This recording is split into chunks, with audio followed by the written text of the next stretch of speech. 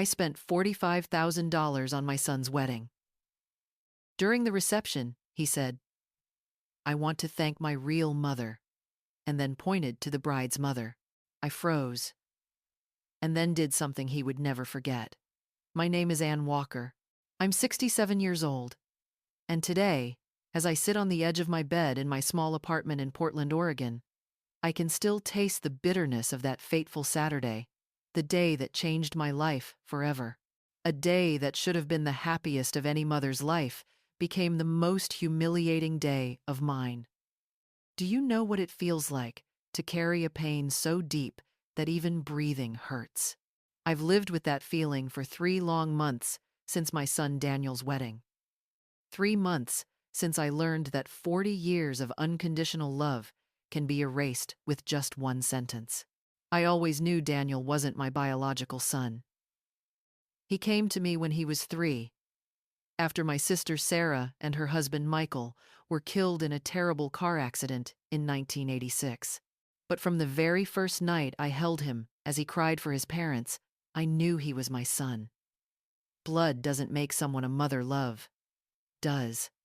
I raised him alone, with no one to help me. My husband, David, had left me 2 years earlier after learning I couldn't have children. He said he didn't want to stay with a woman who couldn't carry on the family line. Can you imagine that kind of pain?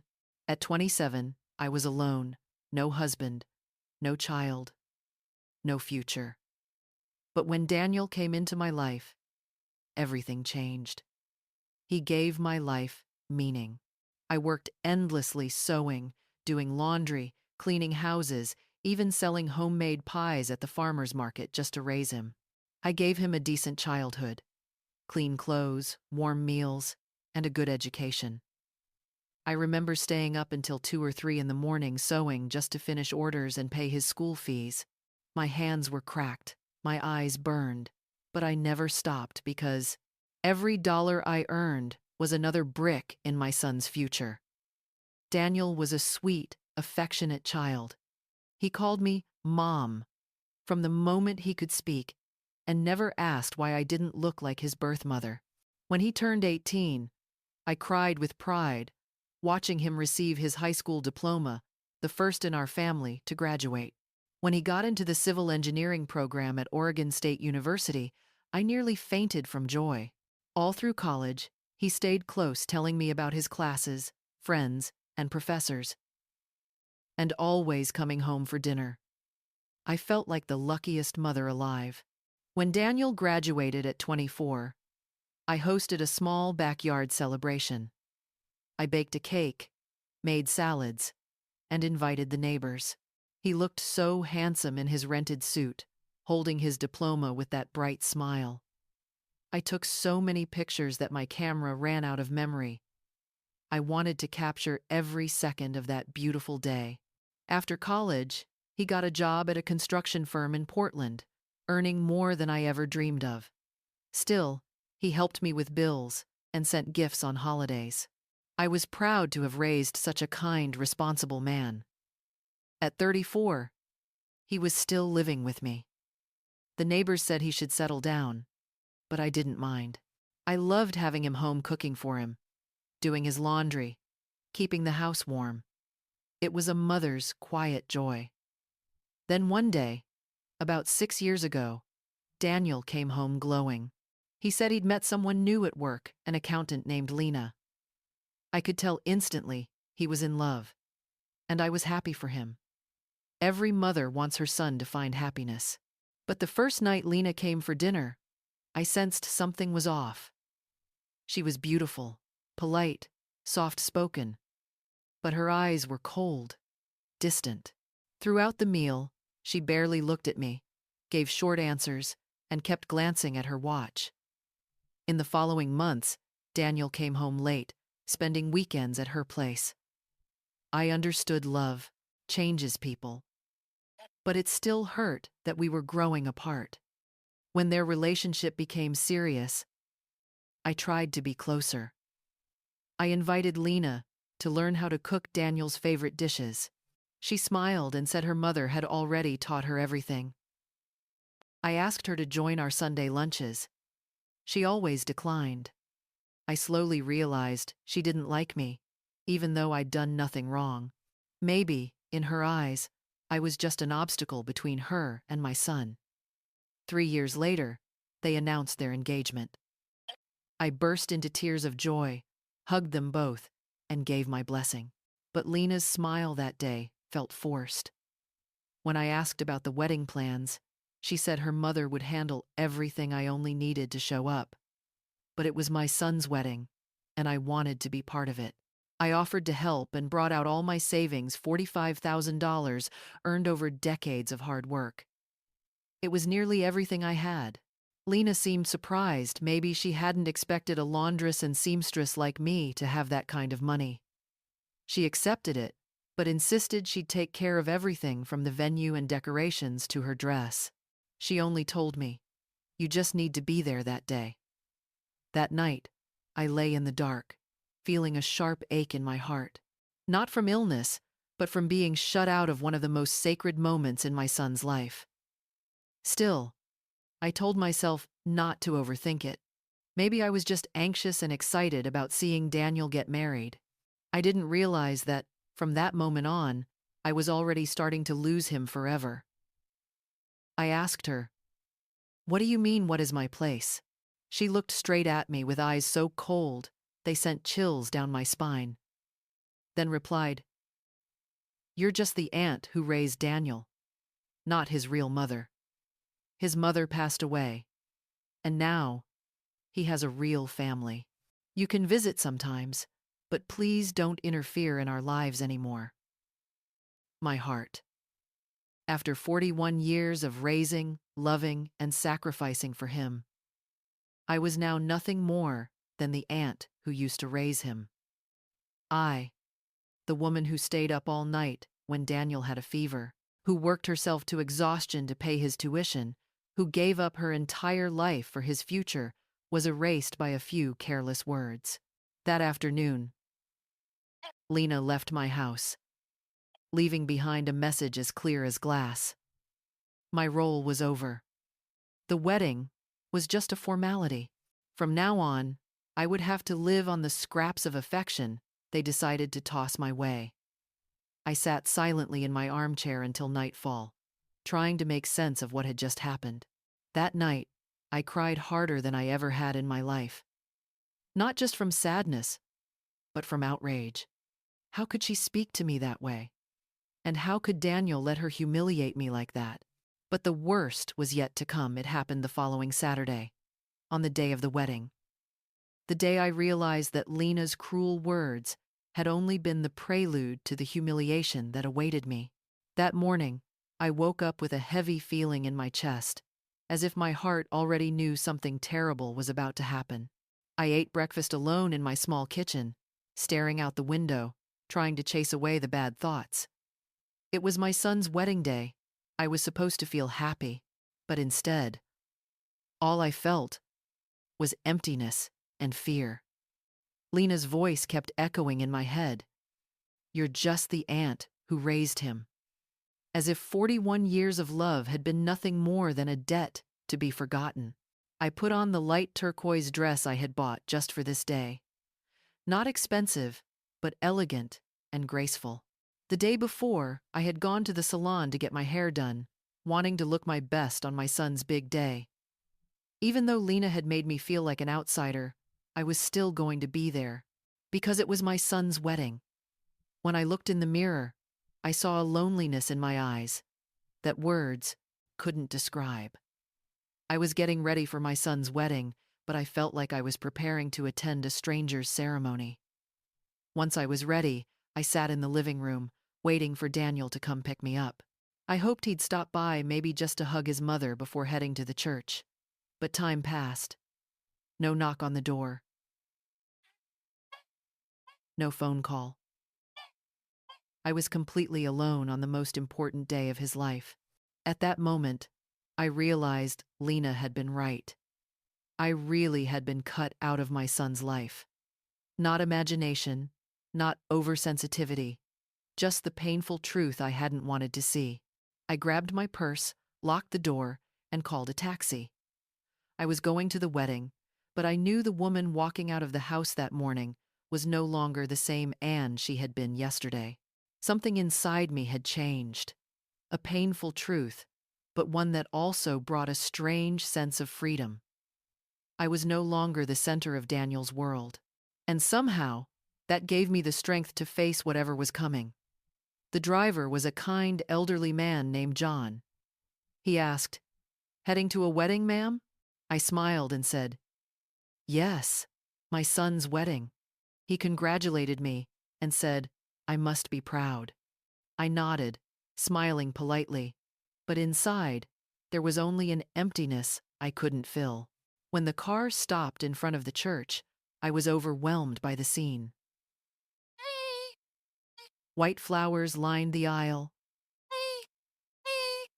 golden candlelight shimmered, and the soft sound of the organ filled the air. Everything was perfect. Lena's family was clearly wealthy and had impeccable taste. I felt small amid all that luxury but tried to stay composed. After all, part of this ceremony had been paid for with the $45,000 I had saved my entire life. I looked for a seat, but no one told me where to sit. The right side was marked Bride's Family. The left side, working as an usher, looked at me and asked, "Who are you, ma'am?" I replied, "I'm Anne, Daniel's mother." She looked me up and down, checked the list in her hand, and said softly but clearly, "I'm sorry. The front rows are already reserved. Please take a seat in the back." My face burned with shame.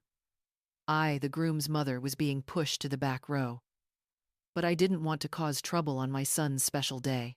I quietly sat down in the fourth row, behind people I had never seen before. As I waited for the ceremony to begin, I looked around. The church was filled with elegant guests, laughing and chatting. No one paid attention to me. I felt like a stranger at my own son's wedding. From my seat, I could see the front row on the left groom's family. There sat the groomsmen, a few distant relatives I'd only met once or twice, and some of Daniel's co-workers. They sat in the place of honor. And I, the woman who had raised him since he was 3 years old, sat in the back, invisible. Then, as the sound of the organ filled the air, the ceremony began. My heart was pounding so hard I could almost hear it. I saw Daniel walk in first, handsome in his tuxedo, stepping beside his best man. I wanted to cry with pride. The little boy I once carried in my arms had become a grown man. But how it hurt to see that the person walking beside him wasn't me. Then Lena appeared, glowing in her wedding dress like a princess. She smiled radiantly, her arm linked with her father's, walking past me without a single glance. Her eyes were only on Daniel, as if I didn't exist. The ceremony was beautiful. The pastor spoke about love, family, and commitment. I cried as Daniel read his vows. It should have been the happiest moment of my life, seeing my son achieve his dream. But even in that emotion, there was a bitter taste. I was just a spectator to that dream. I hadn't been part of the emotion. Planning hadn't had a voice. I was merely a guest at the wedding of the child I had raised.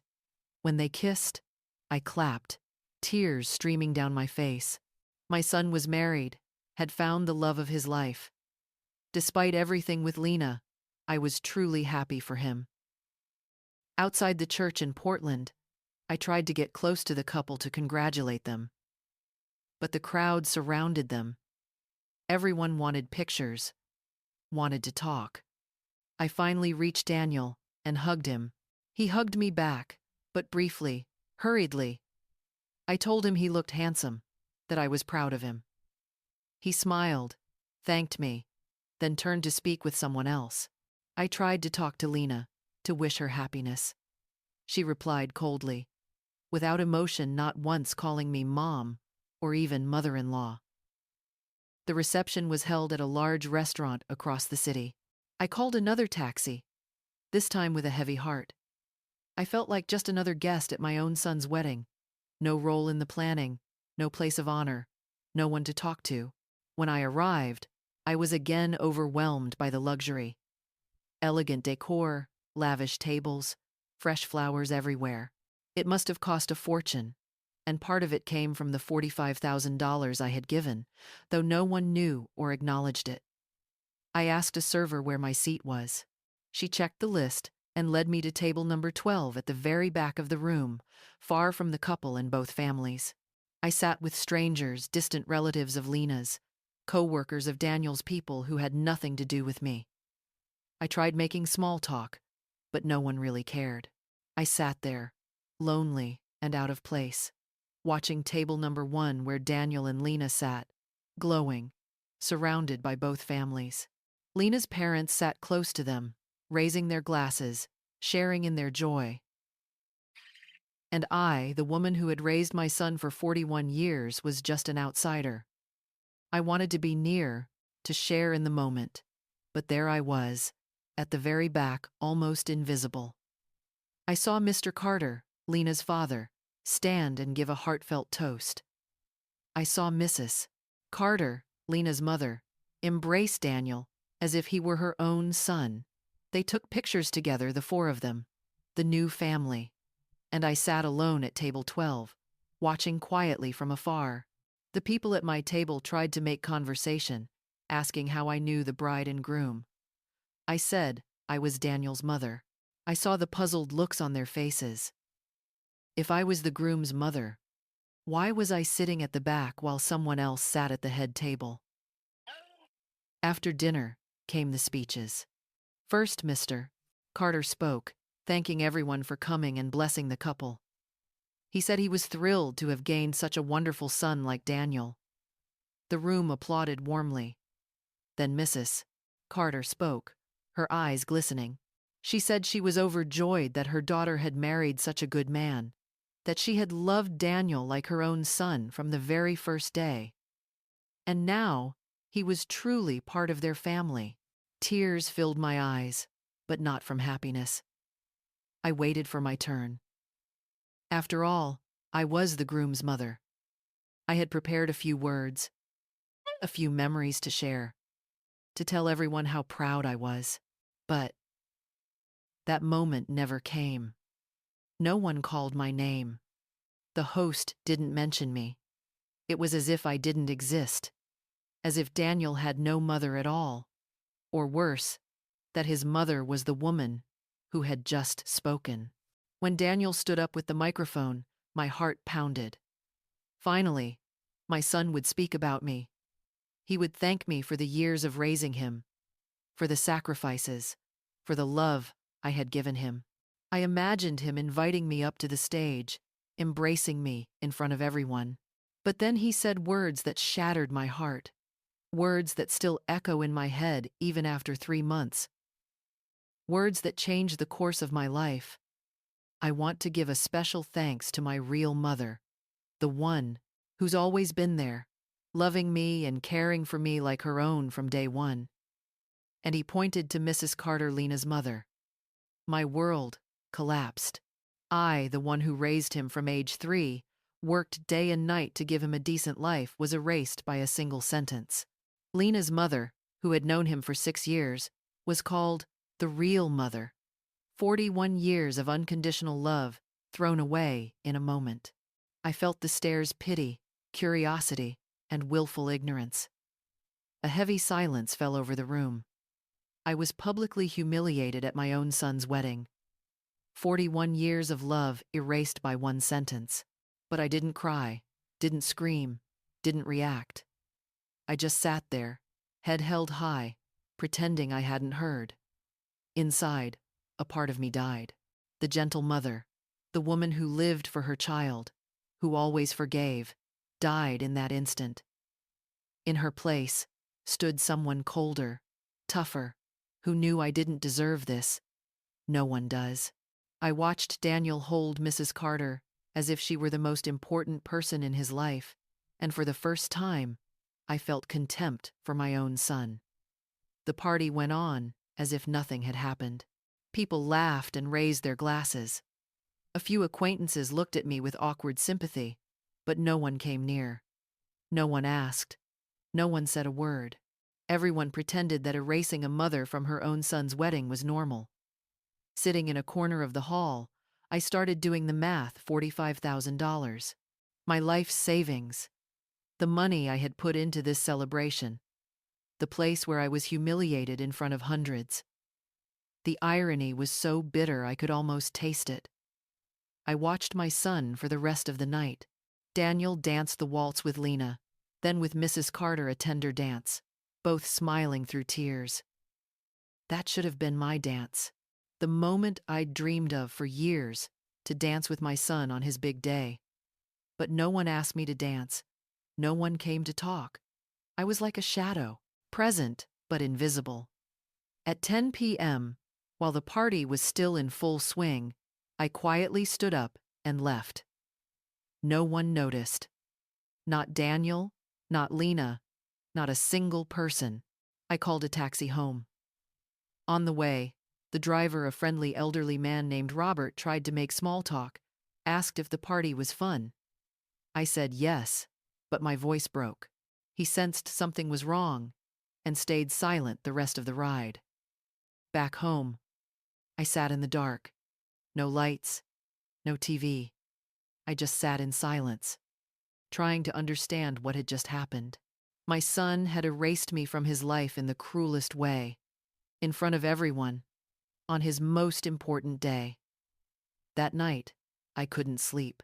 Staring at the ceiling, the speech replayed in my head, every second of it.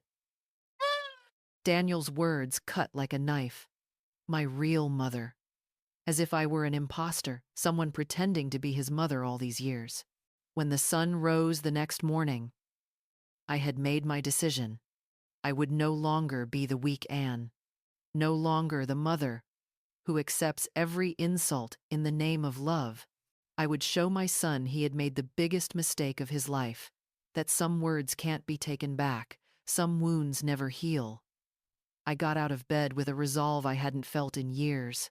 I showered, dressed, then opened the closet. In the very back, behind old blankets, was a folder with all my financial papers, savings books, investment documents.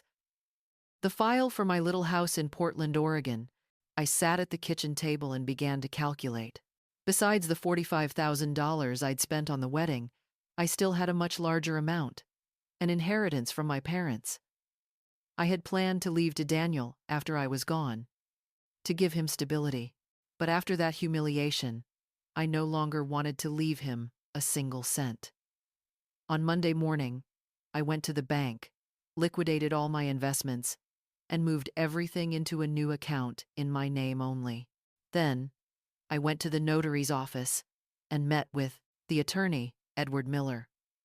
I told him I wanted a new will, removing Daniel entirely from the inheritance.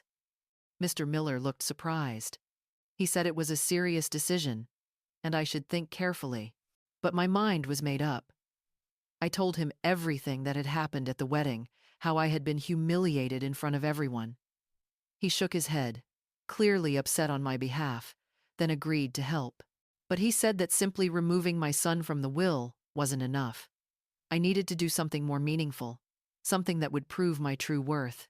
That's when an idea struck me, something that could change everything. I began researching organizations in the United States that support abandoned older women, single mothers, and seniors mistreated by their children. I wanted to use my money to create a charitable foundation that would help them regain their dignity. I consulted several attorneys who specialized in civil law. They guided me through the process of establishing a foundation, the paperwork, the legal requirements. It was complicated, but I stayed determined. I would use my assets to build something that truly mattered, something that would help those who had been disrespected like me.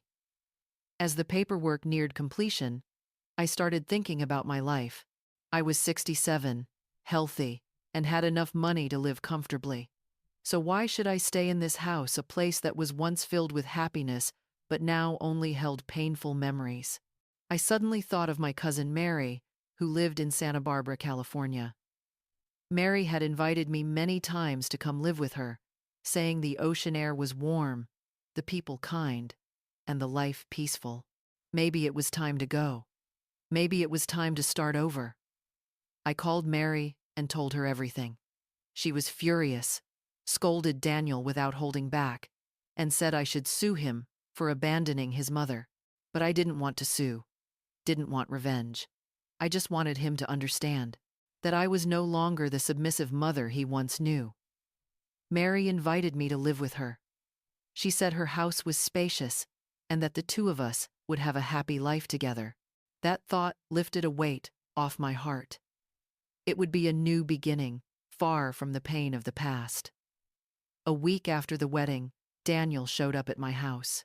He walked in smiling, suitcase in hand, as if nothing had ever happened.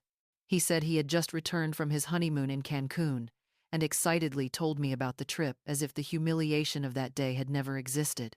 He sat on the couch, showing me pictures on his phone, him and Lena laughing, enjoying the best time of their lives.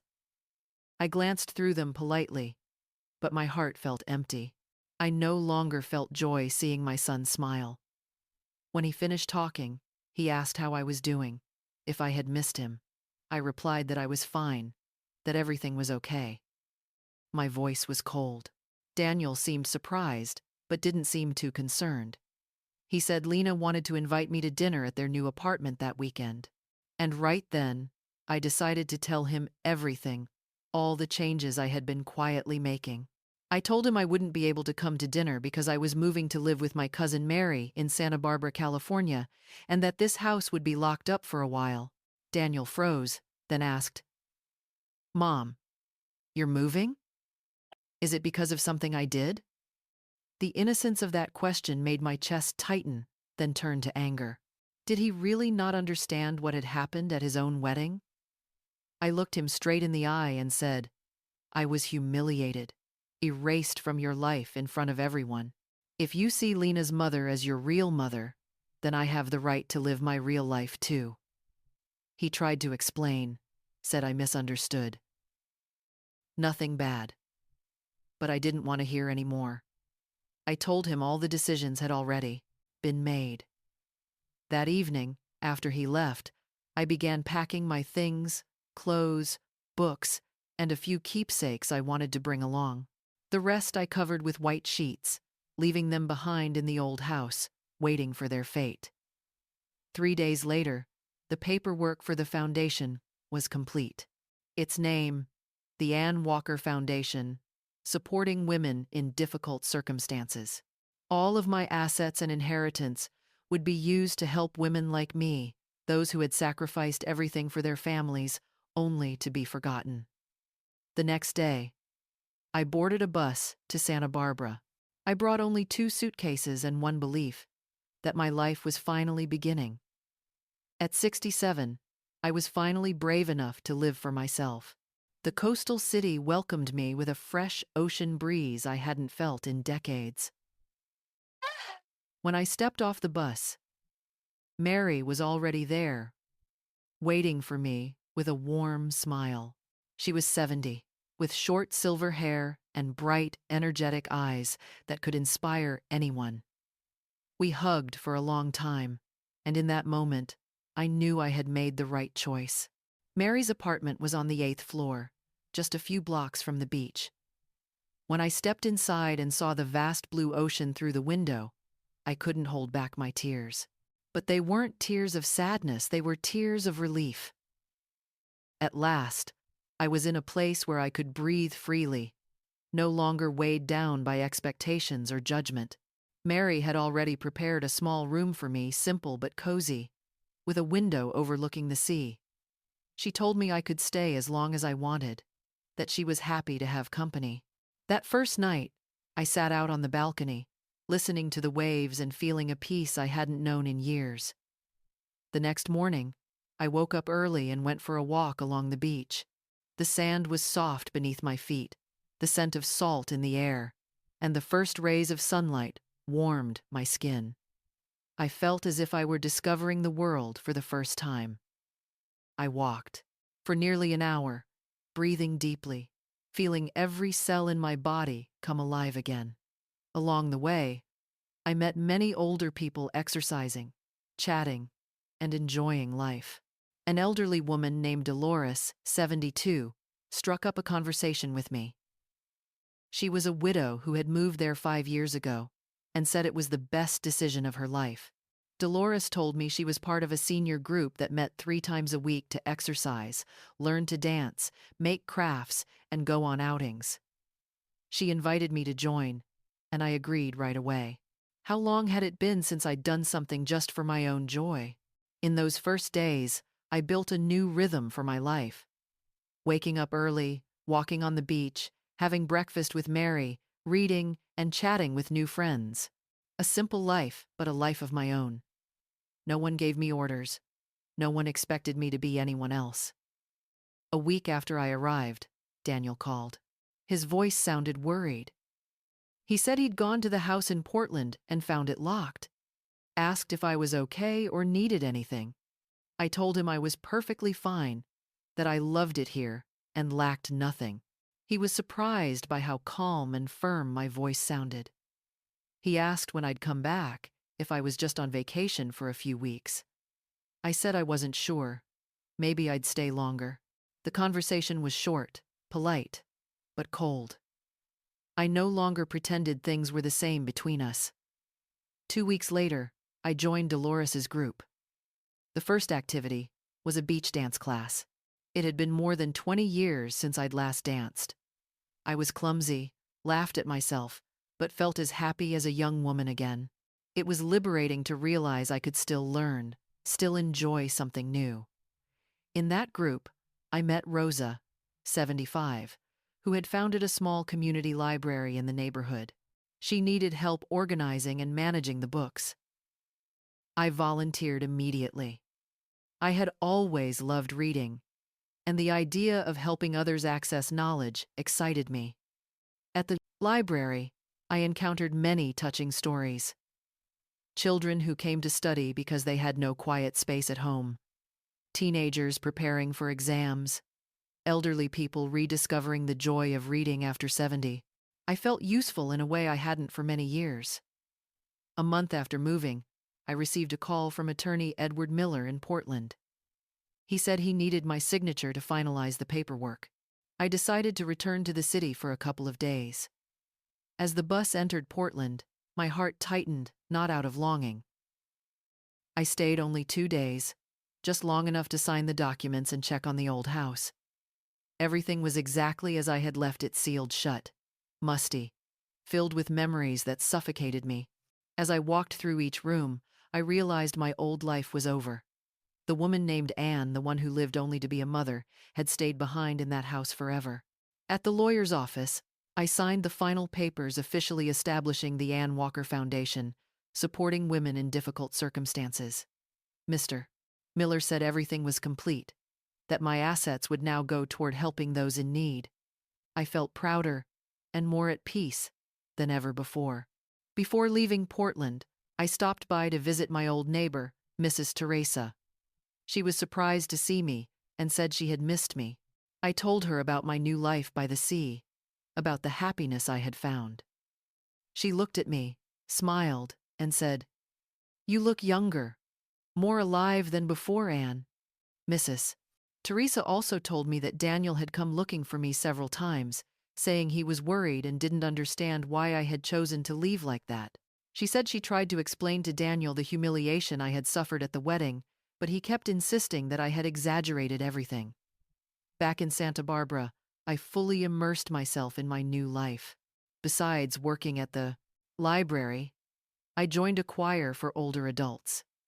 I discovered that my voice wasn't bad, and more importantly, I truly loved singing. How long had it been since I had done something purely for my own joy? Mary was delighted to see me change. She said I had arrived as one person, but was becoming someone new, happier, more confident, more in control of myself. She was right. For the first time in my life, I was living for me. 3 months after moving in, I decided I wanted my own space. As wonderful as Mary was, I still longed to live in a home that was entirely mine with my own things and my complete freedom. I started looking for apartments nearby and found a small but lovely place overlooking the ocean, with 2 bedrooms fully furnished on the 5th floor. The rent was well within my means. When I signed the lease, I felt a kind of freedom I had never known before. For the first time in my life, I had a home that truly belonged to me. I moved in on a sunny Saturday morning. Mary helped me clean and arrange everything, and that afternoon we held a small tea party to celebrate my housewarming with Dolores, Mrs. Rosa, and a few new friends. It was the first celebration in my life that I truly owned. That night, sitting on the balcony and watching the moonlight shimmer on the ocean, I got a call from Daniel. His voice was different, more serious. He said he wanted to see me, that he was thinking about visiting. I told him he was always welcome, but made it clear that I wasn't going to change my mind about my new life. That call made me think deeply. 6 months earlier, I had left Portland as a broken woman, humiliated and forgotten. Now, I was an independent woman with friends, a purpose, and a life of my own. I had learned that happiness doesn't come from living for others, but from daring to live truthfully for yourself. 2 weeks later, Daniel came to Santa Barbara. When I opened the door and saw him standing there, I felt a mix of emotions. After all, he was still my son, and I still loved him. But it was no longer a blind, self-sacrificing kind of love. It was love with boundaries, with awareness. He looked around the apartment, amazed, saying how beautiful it was and how healthy and happy I looked. We talked for hours, but it was a very different kind of conversation. I no longer rushed to please him or tried to say what he wanted to hear. When he asked if I planned to return to Portland, I told him I didn't know, because I was happy here and had finally found where I belonged. He seemed uneasy at my answer. Perhaps he had expected to find the weak, regretful mother who wanted her old life back. But the woman he met that day was the real Anne, the one who had been buried for decades, and that woman now knew exactly what she wanted and what she deserved. Daniel stayed for 3 days, and with each day, I could see his growing confusion.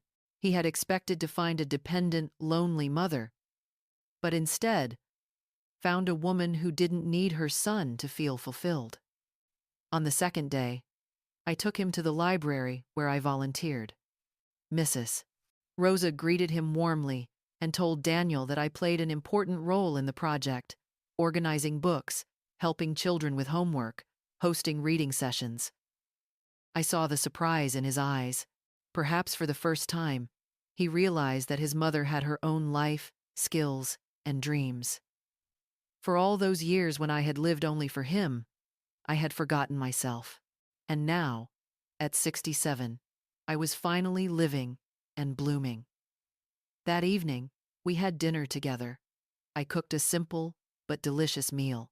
During dinner, Daniel said I looked completely different, stronger, more confident. He asked if I missed my old life in Portland. I said I did.